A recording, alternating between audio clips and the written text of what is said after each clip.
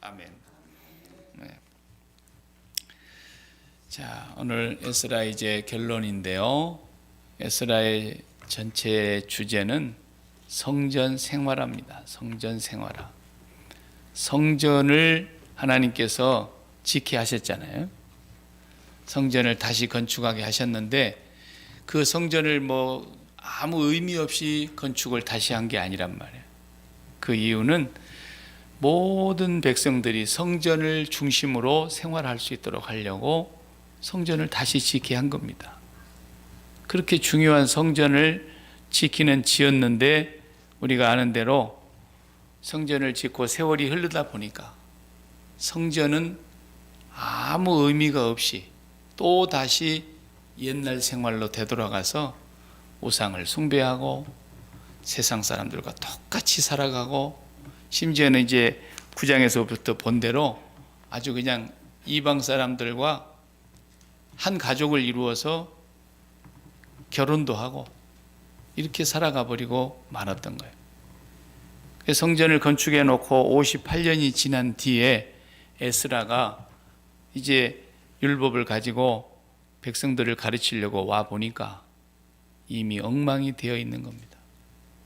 그래서 하나님 앞에 에스라는 이 민족의 죄를 자기의 죄로 알고 하나님 앞에 엎드려서 머리와 수염을 쥐어 뜯고 겉옷과 속옷을 다 찢고 죄를 뒤집어 쓰고 하나님 앞에 통에 자복하며 통곡하고 있었어요.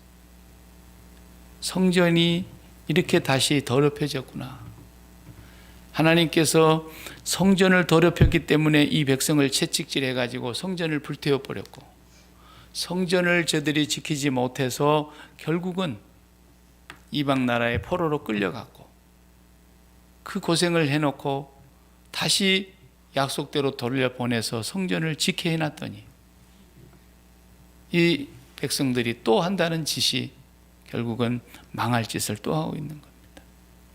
그러니까 제사장이 얼마나 기가 막혔으면 금식하고 물도 마시지 아니하고 그냥 땅바닥에 엎드려서 몇 날 며칠을 그러고 있었어요. 그리고 백성들이 거기에 모여들었고 그리고 이제 회개 운동이 일어났습니다. 그래서 에스라를 중심으로 개혁이 다시 시작된 거죠. 오늘 그 내용의 이제 마지막 부분에서 굉장히 가슴 아픈 일들이 일어나고 있습니다. 한 5만 명이 돌아온 그 포로 생활 속에서 5만 명이 회복해서 돌아왔는데 이방인들과 결혼한 사람들이 113사람이에요. 113가정이 이방인들과 혼인을 해서 살고 있었다. 사실 5만 명 속에 113가정은 그렇게 많은 숫자라고는 숫자로 봐서는 얼마 안 되죠. 약기마가 10만 명이니까 절반이 5만 명이라 했을 때 거기에 113가정이 이방인 여자들을 아내로 맞이해가지고 혹은 첩을 맞이해가지고 살고 있더라. 이것으로 인해서 이제 에스라는 하나님 앞에 죄를 회개하고 다시 이 문제를 바로잡기 위해서 대대적인 이제 조사가 이루어지게 됩니다. 백성들이 맹세했습니다. 당신이 우리를 인도하는 대로 우리가 따르겠습니다. 그래서 조사를 3개월 동안 조사를 하는 것이 성경에 나옵니다. 석 달 동안 조사를 쭉 해보니까 제사장 가정도 18가정이나 이방인 여인과 결혼을 했고 찬양을 부르기 위해서 다윗 시대부터서 이렇게 성가대가 있었잖아요. 찬양을 지도해야 될 사람들 가운데 10명의 가정이 또 이방인과 결혼했고 또 일반 평민들 가운데는 85가정이 결혼을 이방인들과 했더라고요. 그래서 총 113가정이 이렇게 우리가 읽지 아니한 18절부터서 마지막 44절까지는 그 명단이 다 나옵니다. 다 전수조사해서 명단이 한 명도 빠짐없이 기록이 되어 있어요. 그런데 이 사람들 어떻게 합니까? 전부 헤어지게 합니다. 요즘 말로 하면 다 이혼이에요. 이혼. 그 중에 애 낳고 산 사람들도 있었다 그랬어요. 애 낳은 사람들도 다 엄마한테 딸려서 다 헤어졌어요. 전부 돌려보냈어요. 그러니까 기가 막힌 일이죠. 요즘 같으면 기왕에 결혼해갖고 사는 거 애까지 낳아버렸는데 예수 잘 믿도록 해봐야지 이렇게라도 해야 될 텐데 그게 아니에요. 얼마나 이게 심각한 문제면 다 가정을 헤어지게 하고 자식들까지 다 떼서 돌려보내고 이렇게까지 해야만 했는가? 도대체 뭘 말씀하시려고 이렇게까지 비도덕적인 것 같고 비윤리적인 것 같은 그런 사건이 성경에 기록되어 있냐는 거예요. 우리가 보면은 가정이라고 하는 것은 모든 공동체의 가장 최소 단위요 기본이에요. 가정이 바르게 서야 그 사회가 건전하게 되고 그 사회가 건강한 사회가 되어야 국가도 건강하게 서는 거 아닙니까? 미국 사회가 잘 사는 것 같아도 전부 가정이 무너지고 있지 않습니까, 지금? 미국 사회의 목사님들은 이혼에 대해서 설교를 거의 안 해요. 못해요. 이혼이란 자체가 이제는 그냥 정상인 가정보다도 더 많아져 버렸기 때문에. 한 번 이혼한 정도는 그냥 양호한 집에 속한 거예요. 멕시칸들도 마찬가지예요. 그만큼 이 사회가 지금 혼돈스럽고 트럼프가 이제 그 대법원의 법관들을 보수주의자들로 임명을 해놓고 물러갔기 때문에 9명의 대법원의 법관들이 죽을 때까지 하게 돼 있지 않습니까? 그중에 6명은 보수적이고 3명은 자유주의적인 생각을 갖고 있는데 이번에도 보세요. 난리가 났지 않습니까? 그래서 결국은 이제 더 이상 산부인과가 할 일이 없어졌어요. 요즘 애도 잘 안 낳는 세상에 전부 낙태 수술해갖고 먹고 살았는데 이제 그걸 법적으로 하게 되면 전부 고발당하니까. 그래도 워싱턴주나 오리곤주는 워낙에 자유주의 민주당이 강하니까 우리 주는 그러나 저러나 괜찮다. 감옥에 안 넣을 테니까 열심히 낙태해라. 이렇게 하고 나가고 있지요. 그러나 지금 이 세상이 완전히 무너져 가고 있는 거예요. 옛날에 우리 조선시대에도 그렇지 않습니까? 한 집안에 며느리가 어떤 사람이 들어오느냐에 따라서 가문이 융숭하게 일어서기도 하고 며느리 하나 잘못 들어와가지고 집안이 완전히 쑥밭이 되고 그런 경우도 있어요. 대통령 하나를 우리가 선출할 때에 대통령 제대로 뽑아야 된다 그래서 애를 써서 대통령 뽑아놓고 나면은 미국은 감옥 간 대통령이 없지만 대한민국 대통령은 감옥 안 간 대통령이 거의 없잖아요.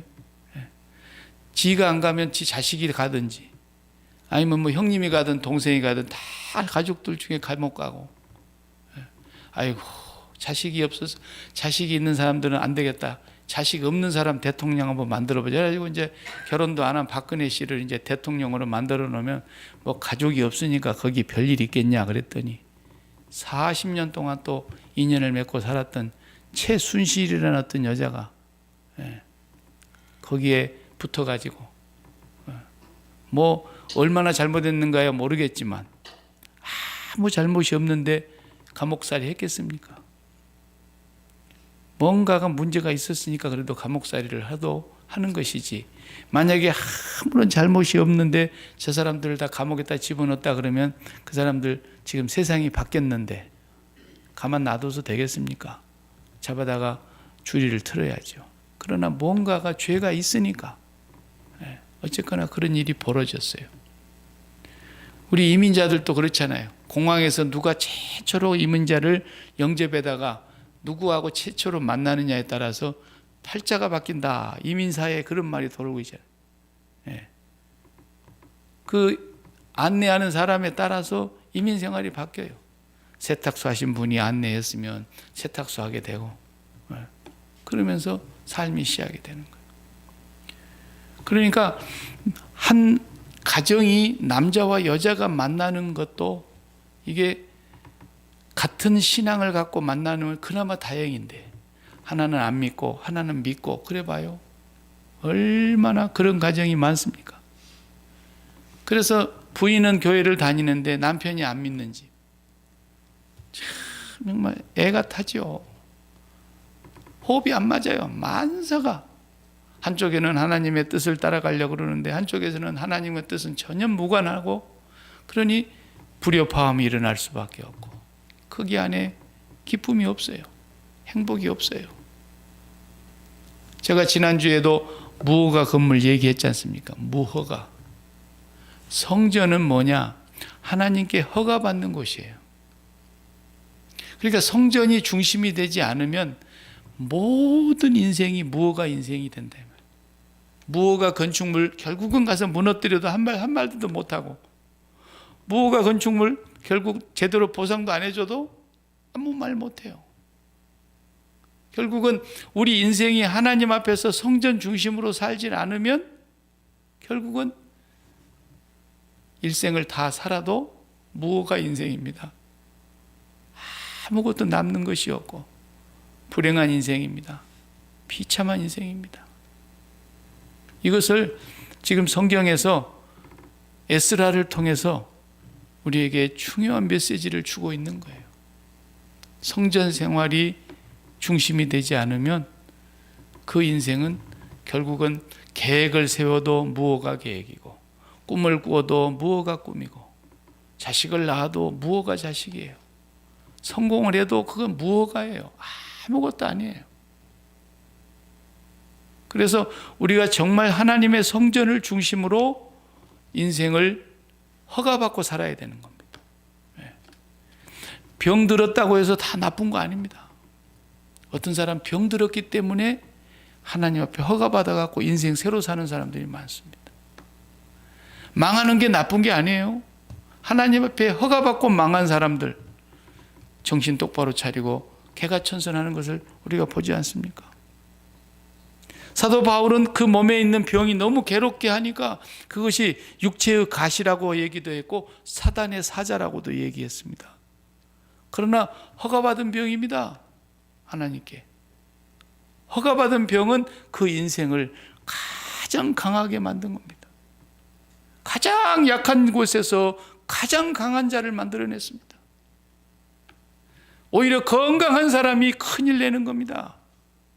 병상에 누워서 희말이 없는 사람들이 얼마나 죄를 짓겠습니까? 사고를 친들 무슨 얼마나 큰 사고를 치겠습니까? 건강을 과신하고 건강하고 돈 많고 명예 있고 권세 세도 부리는 사람들이 다 세상 시끄럽게 하고 인생 괴롭게 하는 거 아닙니까? 하나님께 허가받지 않는 건강, 하나님께 허가받지 않는 부자됨, 하나님께 허가받지 않는 권세나 명예, 이게 다 무허가 인생인 거예요. 비참하게 되는 거예요. 결국은 시애틀의 최고 부자들이 다 보세요. 다 집안이 다 망가졌잖아요. 1등, 2등, 3등이 다 망가졌어요. 네. 그렇기 때문에 성전 중심의 생활이 얼마나 중요하면 그 성전 때문에 망했다가 다시 성전 때문에 회복시키려고 한 것인데 그 성전을 지어놓고도 또 망할 짓을 하고 있는 이 모습을 봤을 때 에스라가 얼마나 기가 막혔으면 가슴을 찢는 심정으로 통해 잡아가면서 이 문제를 하나님 앞에서 바로잡기 위해서 이미 이루어진 가정인데도 불구하고 가정을 다 깨고 이미 태어난 자식인데도 다 깨고 이렇게 철저하게 성전을 다시 회복하는 그 메시지를 오늘 우리가 알아야 됩니다.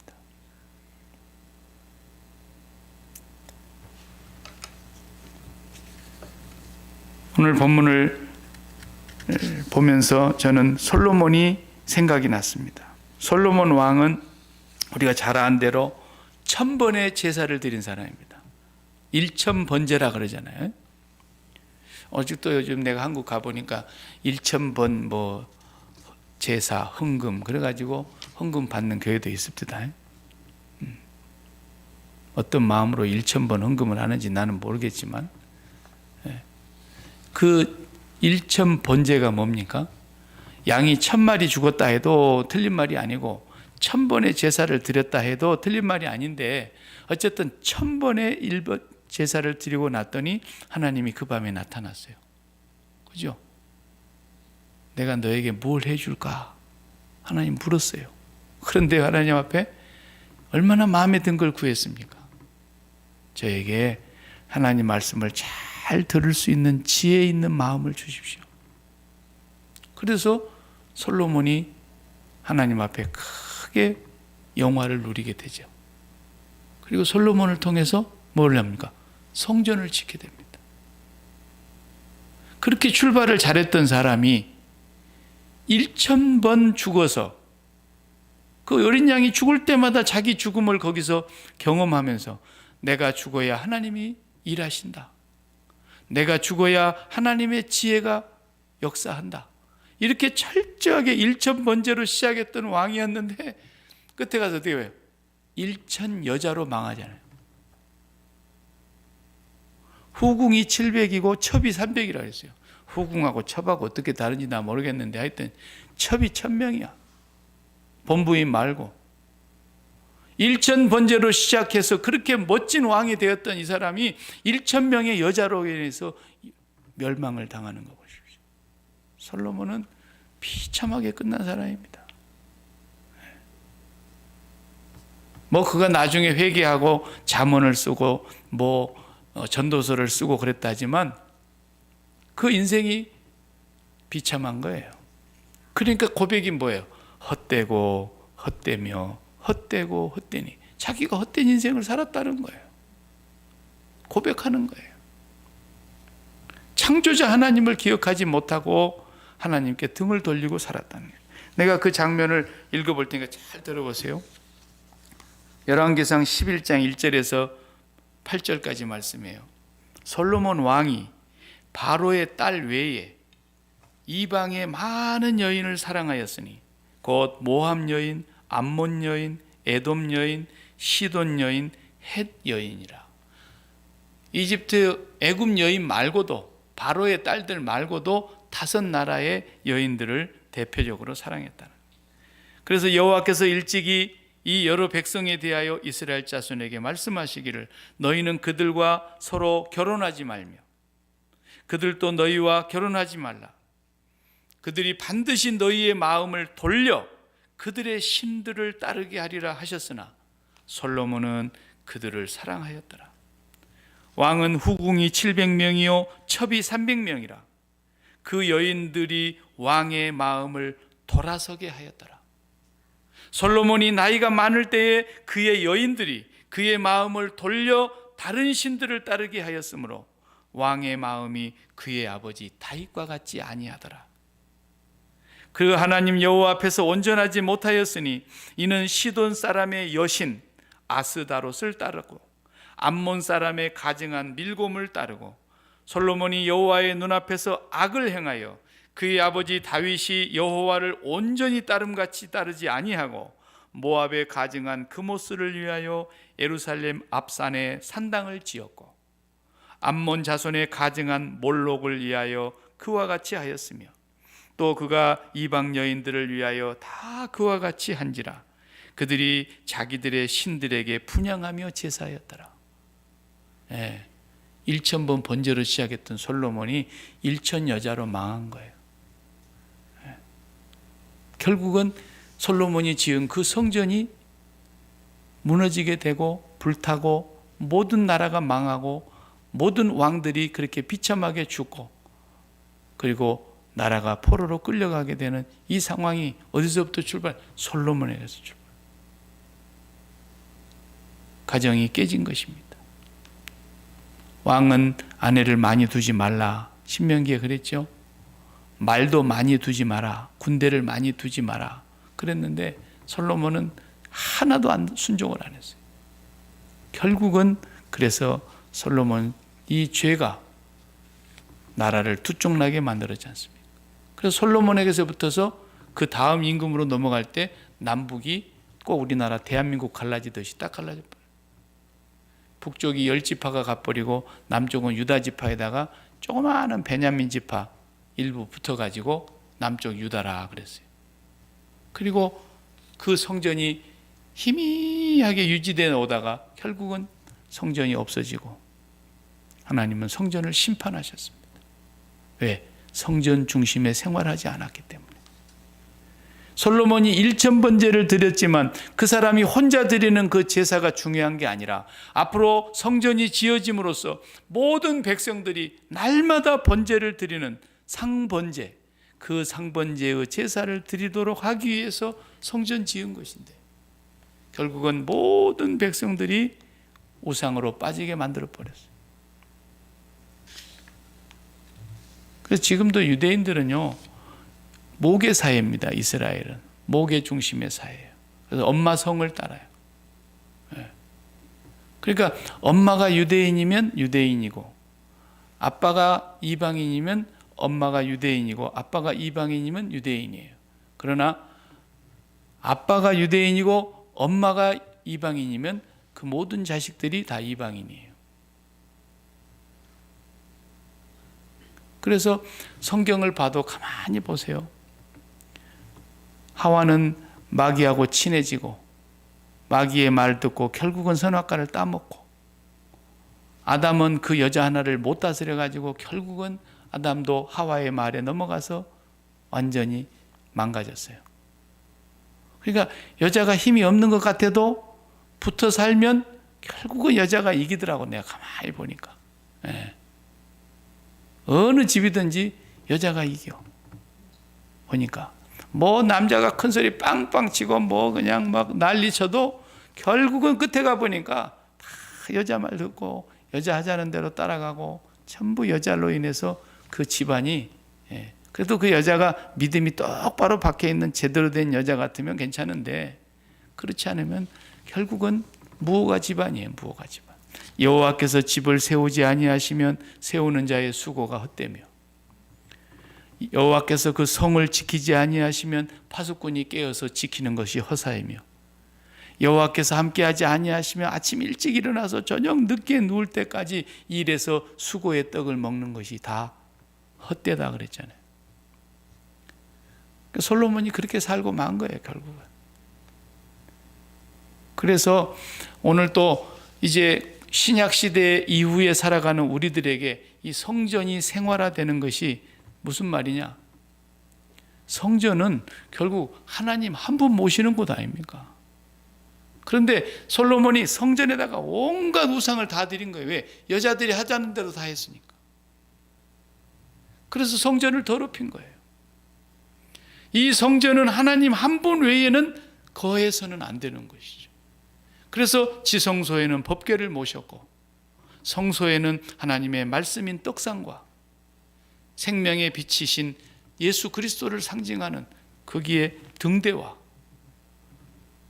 그리고 하나님께 오직 기도하는데 분향단을 거기다 두고 하나님 한 분만 섬기도록 한 곳이 성전이란 말이에요. 그런데 오늘 우리 인간들은 구약시대나 신약시대나 신약시대 이후에 지금이나 계속해서 마음에 하나님 한 분을 모시고 사는 게 아니라 뭘 모시고 삽니까? 그저 돈 되는 걸 모시고 살고, 성공하는 걸 모시고 살고, 승진하고 출세하고, 그리고 세상의 영광을 누리고 건강 장수하고, 이런 것들을 마음에 가득히 담고 살잖아요. 솔로몬 시대나 지금이나 똑같은 거예요. 그래서 예수님께서 이 땅에 우리를 왜 구원하시려고 오신 거냐? 이대로 놔두면 우리도 결국은 다 저주와 멸망이 합당한 자들이에요. 그래서 우리의 마음에 하나님 한 분만 모시는 성전 만드시려고, 우리가 성전 되게 하려고, 하나님이 거하시는 거룩한 성전, 거룩한 공교회, invisible church, 하나님 보시기에 온전한 성전을 이루게 하기 위해서 예수님이 이 땅에 오셨고, 그래서 그 몸을 헐으셨습니다. 그 몸을 십자가에서 내어주셨습니다. 그리고 우리 몸이 하나님을 모시는 성전 되게 만들려고. 그렇다고 한다면 오늘 우리들이 정말 하나님을 마음에 모시고 살고 있는가? 그것이 무엇으로 가능한가라는 거예요. 그것이 바로 십자가 생활화라고 하는 거죠. 십자가 생활화. 성전 생활화라는 말은 지금 시대의 말로 바꾸면 십자가 생활화예요. 왜? 바울이 그랬잖아요. 어리석도다 갈라디아 사람들아, 예수 그리스도께서 십자가에 못 박히신 것이 너희 눈에 밝히 보이거늘 누가 너희들을 꾀더냐 그랬어요.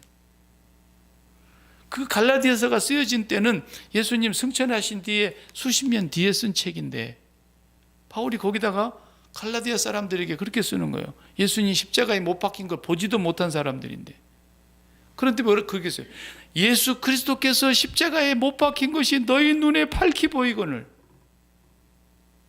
그 눈은 육체의 눈으로 보는 걸 말하는 게 아니고 마음 눈을 말하는 거예요. 우리가 이 강대상 뒤에 십자가를 나무로 따고 걸어놨는데, 저걸 육체의 눈으로 보면서 저기에 무슨 신비한 힘이 있는 줄로 생각하면 그건 미신이에요. 큰일 나는 거예요. 그래서 어떤 교회는 십자가를 떼버린 교회가 많아요. 그 뜻을 잘 모르고 사람들이 맨날 육체로 보는 저 나무떼기 십자가를 소중히 여기니까. 예. 정말 그렇다면 떼버려야 되는 거예요. 그건 진짜로 바라다 봐야 될 것은 육체로 눈으로 보는 저 나무떼기 십자가가 아니라 마음으로 보는 십자가예요. 그것만 중요한 거예요. 그 십자가에서 죽으신 예수 그리스도의 죽음이 나의 죽음이라는 것이 날마다 현실이 돼야 된다 그 말이에요. 현실. 너희 눈에 밝히 보이거늘, 그 말이 뭐예요? 현실이라는 거예요. 현실. 사실이 현실이 돼야 된다 그랬잖아요. 사실은 있는 사건이에요. 반드시 있는 일이 사실이죠. 그러나 사실이 현실이 되려면 어떻게 돼야 돼요? 그것은 나의 일이 돼야 돼요. 나의 일이. 전쟁이 일어났어요. 그러나 내가 아는 사람이 한 명도 거기 전쟁에 관련된 사람이 없어요. 우크라이나에 우리 친척이 없다고요. 내 자녀도 없고 아무도 내가 아는 사람이 없어요. 행여나 내가 아는 진짜 친한 친구 하나가 선교사로 가 있다 그러면 그 걱정되겠죠. 조금 현실감을 느끼겠죠. 그러나 아무런 나하고 관련이 없다면 사실은 사실인데 지금 전쟁 중인 것이, 그러나 나의 마음에는 현실이 아니란 말이에요. 어떤 것만 현실이 되느냐? 내가 마음 준 것만 현실이 되는 거예요. 내 마음 눈으로 계속 바라다보고 있는 것만 현실이 되는 거예요. 갈라디아 사람들이요, 여러분의 마음 눈에 예수 그리스도가 십자가에 못 박힌 것이 밝히 보이거늘 누가 너희들을 꾀더냐 그러죠. 예수 그리스도의 십자가를 육체의 눈으로 나무떼기를 쳐다보라고 걸어놓은 게 아니라 우리의 마음 눈으로 예수 그리스도의 십자가를 바라다 보면서 그 십자가가 주님이 죽으신 사실의 십자가이지만 내가 죽은 십자가이라, 나와 관련 있는 내가 죽은 십자가라는 사실로 날마다 현실로 삼으라는 거예요. 그게 번제예요. 그게 번제. 짐승만 안 가지고 왔지. 완성된 범죄, 번제. 속죄제가 완성되고 화목제가 완성되고 속건제가 완성되고 소제가 완성되고 모든 구약의 제사가 다 하나로 예수 그리스도의 십자가의 제사로 하나가 됐단 말이에요. 그러니까 매일매일 여러분의 마음 눈에는, 저의 마음 눈에는 예수 그리스도의 십자가의 제사가 현실이 되게 하라는 거예요. 그게 뭔 말이냐? 주님이 죽으신 그 십자가는 곧 내가 죽은 십자가라는 거예요. 나의 죽음을 기억하라는 거예요. 그것이 십자가 생활합니다. 생활. 매일 내가 죽은 것을 확인해야 돼요. 내 마음속에 들어와 있는 어떤 것도 다 죽여야 된다는 거예요. 그러니까 내 부모나 내 형제나 및 자매나 내 자식이나 내 목숨까지도 미워하지 아니하면 능히 내 제자가 되지 못하고, 그 말이나 오늘 에스라가 여호와 하나님의 성전을 더럽히고 다시 이방과 연합하여 가족을 만들고 결혼을 하고 자식을 낳고 하는 이 모든 것들을 다 미워하라는 거예요. 떼내라는 거예요. 마태복음 10장에 내 원수가 가족 식구리라 그랬잖아요. 집안 식구가 네 원수가 될 거다. 그거 떼내야 된다는 거예요. 떼내야 된다는 거예요. 예수님 말씀이나 여기 에스라가 지금 진행하고 있는 개혁의 사건이나 똑같은 얘기예요. 이걸 도덕적으로 윤리적으로 봐야 될 본문이 아니라 얼마나 이것이 중요하면 이미 자식 낳고 사는데 그걸 깨버리겠어요. 하나님은 이혼을 기뻐하시는 분이 아닌데, 여기에서는 뭘 우리에게 메시지를 주려고 하는 것이냐면, 우리 마음속에 하나님 외에 다른 것이 들어오는 것은 절대로 용납해서는 안 된다는 거예요. 날마다 그리스도와 함께 십자가에서 죽은 하나님의 어린 양이 바로 나의 죽음이라는 걸 기억해야 돼요. 매일매일. 그러면서 우리는 십자가를 생활하여 나아갈 때만 하나님을 바르게 섬기는 믿음이 되는 것입니다. 그것을 오늘 우리에게 이 사건을 통해서 가르쳐주고 있는 것이죠. 저와 여러분이 이제 에스라를 마무리 지으면서 다시 한번 우리 마음속에 정리해야 될 것이 있습니다. 솔로몬이 일천 번제를 통해서 자기 죽음을 경험하고 온전히 하나님만을 모시겠다고 마음에 깊이 다짐했다가 마음이 변질돼서 이방 여인들을 받아들이고 이방 여인들이 가지고 들어온 우상을 가지고 들어와서 예루살렘 성전을 더럽혔습니다. 그래서 나라는 분열되게 되었고 결국은 그 나라가 오래가지 못하고 성전이 무너지고 불탔습니다. 하나님은 다시 그 사람들을 살리시려고 회복시키셔서 성전을 다시 재건축하게 했습니다. 그랬는데 그들은 또다시 성전을 더럽혔습니다. 그 사건이 그때 수천 년 전의 사건만이 아니라 오늘날까지도 오늘 저와 여러분의 심령을 깊이 들여다보세요.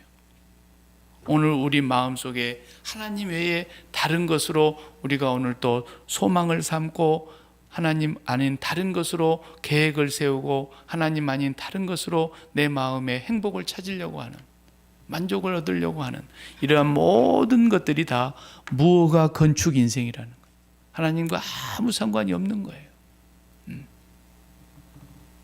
하나님은 사실 그거에 아무 관심이 없어요. 하나님은 오직 한 가지만 관심이 있는 거예요. 저와 여러분의 마음속에 하나님 한 분만을 온전히 모시기 위해서 예수 그리스도의 십자가를 붙잡느냐는 거예요. 그리고 나면은 우리가 손으로 놔버린 가족, 우리가 손으로 다 마음에서 내버린 그런 사업, 우리 마음에서 다 이제는 끊어내버린 우리와 관계되었던 것들은 하나님의 주권 속으로 들어가는 거예요. 하나님이 인도하시는 거예요. 하나님 필요한 만큼 주실 거고 하나님께서 행하시는 거예요. 전부가. 그것을 믿는 것이 우리의 믿음인 겁니다. 네. 그걸 믿지 못하기 때문에 날마다 자기가 인생을 계획하고 자기가 인생을 설계하고 자기가 인생을 건축하고 그게 무엇가 인생인 줄도 모르고 그러니까 감사가 없는 거예요. 만족이 없는 거예요. 왜 내가 계획한 대로 내 인생을 만들어주지 않냐는 거죠. 왜 내가 마음에 소원하고 품고 있는 소원, 이 소망대로 안 되느냐는 거죠. 그게 누가 그렇게 세우라 그랬는데요? 무엇가 인생인 거예요. 왜 기분이 나빠요? 자기 뜻대로 안 됐다는 거 아닙니까? 우리는 하나님이 내 안에 계시면 하나님 한 분 모시는 것이 우리의 최고의 행복이에요. 그보다 더 큰 행복이 없어요. 더 큰 행복을 내놓으라는 것은 이단이에요. 십자가보다도 더 큰 은혜를 내놓으라는 사람이 이단이 아니고 뭡니까? 그 이상의 은혜가 없어요. 아니 예수 죽은 것보다도 더 큰 은혜를 내놓으라는 것이 그게 사람입니까? 그게 예수 믿는다고 하는 사람입니까? 있을 수가 없죠. 여러분이 낳은 자식을, 여러분이 소중한 그 자식을 남을 위해서 죽음의 자리에다 내줬는데 그리고 그 사람이 대신 살았는데 대신 살아갖고 한다는 말이 당신 자식 그까짓 건 당신 자식 죽으면 죽은 거지 그렇게 얘기했다 해봅시다. 속에서 아마 천불이 날 겁니다. 우리 자식의 죽음을 개죽음으로 만들고 자기는 내 자식의 죽음으로써 지가 살았음에도 불구하고 그런 경우가 간혹 있지 않습니까? 물에 빠진 사람 막 건져내려고 들어갔다가 겨우 건져내놓고 괜히 자기가 죽었어. 하긴 놔뒀으면 그냥 걔가 죽었을 텐데. 그 자식을 살려놨는데 부모들이 아무도 안 나타나더라잖아요. 그 장례식장에. 자기 자식을 건져내놓고 죽은 사람의 장례식장에 나타나지도 않더라는 거예요. 인간도 아니죠.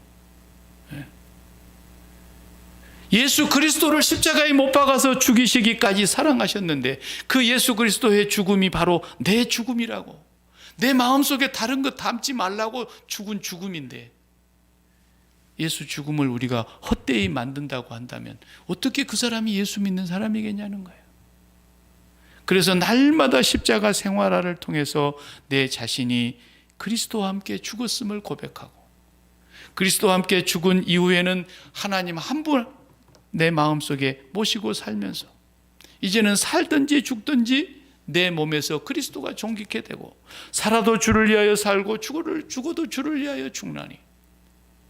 그러니까요, 엄격하게 따지면요, 내가 간증 듣다가 가만히 보면은 간증이 조금 웃길 때가 있어요. 어떤 간증이 웃기냐면 막 죽을 뻔했는데 살아났다는 거야. 그래갖고 막 할렐루야 그래. 그럼 난 속으로 놀고 있네 그래. 그건 하나님이 살려주시려고 했던 계획과 주권이 있었기 때문에 산 거예요. 실제로는 그 사람이 지금 죽어서 천국 갔으면 최고 좋은 거예요. 아멘이죠. 사실은 그런 거예요. 근데 뭐 죽을 뻔했는데 살려줬으니까 할렐루야냐고 말 같은 소리를 해야지. 지금 죽어도 우리는 할렐루야예요. 지금 죽어도 우리가 할 말도 없거니와, 지금 죽어서 천국 가 있는 사람들 보고 어머니 제발 좀 보고 싶으니까 오세요 그러면 얘야 그런 소리 하지 마라, 니나 빨리 와라 그러죠. 그분이 여기 오기 싶겠어요? 죽을 뻔했는데 살려난 것이 할렐루야가 아닙니다 여러분. 그것이 중요한 거 아니에요. 그것은 하나님이 아직도 네 생명이 내 뜻을 이루기 위해서 이 땅에 남아 있어야 되기 때문에 죽을 뻔했다가 살려놓은 것인데, 그 죽을 뻔한 자리까지 끌고 간 이유가 뭐예요? 정신 차려라고 하는 거예요. 정신 차리라고. 정신 차리라고. 뭐 살려주고 싶어 살린 거 아니라고요. 사실이 그렇지 않습니까? 오늘 저와 여러분, 제가 박 목사가 오늘 설교하고 내가 지금 오늘 저녁으로 마지막 심장마비 와서 죽어서 천국 갔다 그럽시다. 그러면 슬피 올 사람들이 몇 명 있겠죠. 그러나 아빠 오세요, 여보 오세요, 목사님 돌아오세요 한다고 공중에서 제가 오겠어요? 여러분, 예수 잘 믿다가 내가 있는 곳으로 빨리 오십시오. 하루라도 빨리 오십시오 그러지. 내가 산 게 장땡이 아니에요. 얼마나 하나님이 답답하면 이대로 멸망시키면 저주받고 지옥으로 끌고 갈 수밖에 없기 때문에 정신 차리라고 죽을 뻔한 자리에서 살려놓는 거예요. 그게 할렐루야 할 소리가 아니라고요. 정신 똑바로 차려야 될 소리지. 예수를 제대로 믿으면 그걸 분별할 수 있어야 되는 거예요. 왜 만족이 없습니까? 왜 감사가 없습니까? 지금 이대로 하나님의 주권이라는 걸 왜 인정하지 못하냐는 거예요. 오늘 내 형편, 오늘 내 삶이, 오늘 나에게 주어진 모든 형편이 감사한 일이에요. 감사한 일이라고. 하나도 감사하지 못할 게 없어요. 근데 감사 못하는 사람들은 다 뭐예요? 자기가 자기 인생을 계획해놓고 무엇가 인생을 건축하려고 그러니까 그러는 거죠. 오늘 또 감사합니다요. 눈 2개 가졌으면 여러분요 6천만 원씩 갖고 있는 거예요. 6천만 원 한국 돈으로. 예? 5만 불씩 갖고 있는 거라니까요. 눈 하나 띄워주는데 2만 5천 불이에요. 실로암 안과병원에서. 요즘 명인들 이렇게 안구 기증하면은 눈 띄워주는데, 눈 2개 갖고 있는데 5만 불 갖고 계신 거예요 지금.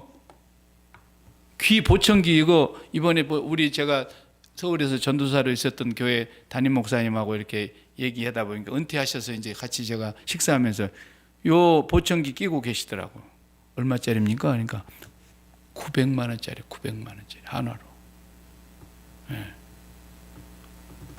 보청기 하나가. 예. 그 보청기는 대한민국에서 최고 좋은 거예요. 최고 좋은 거. 얼마나 좋은 건지 하여튼 내가 설명 들어보니까 기가 막힌 거더라고. 그 멀쩡한 귀 2개 잘 들리면은 여러분, 예? 또 한 2천만 원 벌었잖아요. 그리고 2달이 걸어 다니는 거 이거 여러분 의족 하나 하는데 얼마인지 아십니까? 감사하지 않을 것이 어디 있냐고요. 감사하지 않을 것이. 보고도 못 먹는 이빨이 없어가지고. 그러는데 우리는 날마다 잘 먹잖아요. 지금 동아프리카는 130명의 어린아이들이 절대 빈곤 속에서 지금 굶어 죽어가고 있어요. 우크라이나에서 곡식이 안 와서 거기서 갖다 먹어야 되는데 지금 우리는 날마다 쓰레기통 갖다 버립니다. 넘쳐가지고. 지금 주어진 이 현상을 감수하지를 못하는 거예요. 감수하지를. 왜 그래요? 전부가 다 자기 개체, 자기 생각으로 자기 인생을 자기가 설계하고 무엇가 건축을 하고 있기 때문에 그러는 거예요. 여러분, 하나님 아버지 한 분만 마음에 모시고 십자가 생활을 하시고 나머지 주어지는 모든 여러분의 마음에서 끊어내버렸던 것들은 하나님의 주권대로 가는 것을 믿으시기 바랍니다.